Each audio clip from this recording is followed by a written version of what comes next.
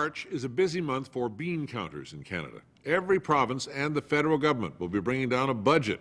More than ever this year, it will see a stark contrast between the haves and the have-nots.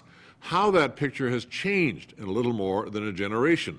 For decades, Ontario was the engine that drove the Canadian economy. It was home to most of the country's manufacturing, thanks in part to an abundant supply of cheap energy. Flash ahead to the new millennium. In 2012, most provinces and Ottawa are dealing with huge deficits. The word huge hardly seems adequate to describe what is happening in Ontario.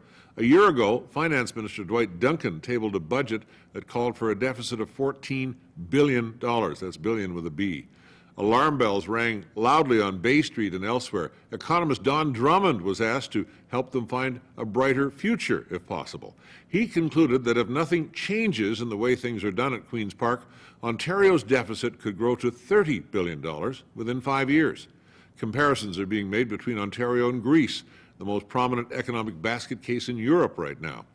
Out here on the prairies, Saskatchewan and Alberta are the only jurisdictions where deficit is still a dirty word.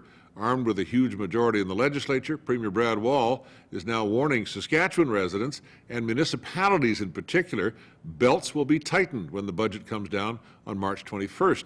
He's determined there will not be a deficit, even if it requires creative accounting to achieve that.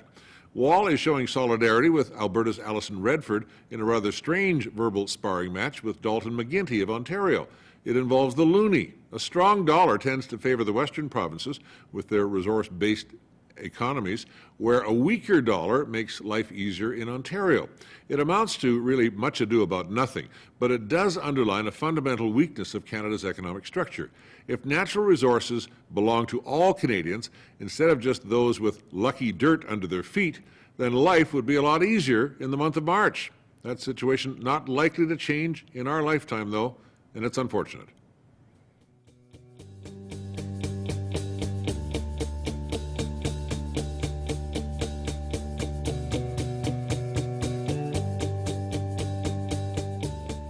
Okay.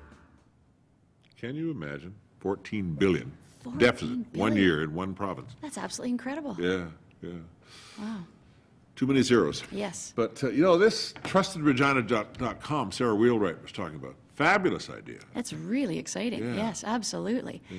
It's great for companies who are doing really well, and it should help to make sure the ones that aren't sort of pull up their socks, maybe. But it shows you that whole evolution of where we're going in Yeah. terms of how we communicate things, Yeah, how we market things. Yeah, it's incredible. It really has changed. Yeah. Yeah. Do you live on one of these things too? Yeah. Little handheld devices? Well, sort of halfway there. I'm probably Yeah. not as much as some of the younger folks, but a lot more than I used to be for sure.